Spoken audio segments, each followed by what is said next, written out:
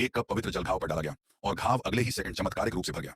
उस पवित्र जल को इतना जादुई देख उस आदमी ने तुरंत एक कप उठाया और उसे पी लिया। नतीजा यह हुआ कि कुछ ही सेकंड में उसका शरीर बदलने लगा। उसके बाल तेजी से सफेद हो गए और उसका चेहरा 80 साल के बूढ़े जैसा हो गया।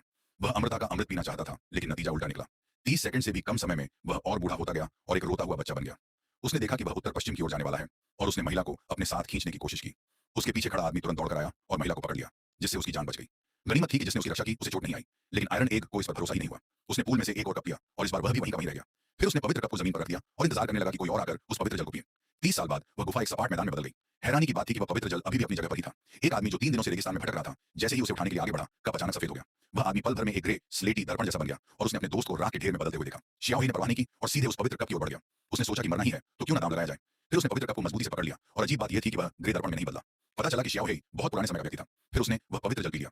जैसे ही वह अपनी जगह पर लेटा उस पवित्र जल का आनंद ले रहा था, अगले ही सेकंड एक ऐसा चमत्कार हुआ जिसकी किसी ने उम्मीद नहीं की थी। जिस जमीन को उसने छुआ था, वहां से लहलहाते हुए छोटे छोटे खेत उगाए और चारों तरफ तेजी से फैलने लगे और जल्द ही पूरी धरती हरियाली से भर गई। शियाओही को तब एहसास हुआ कि उसे सुपर पावर्स मिल गई हैं।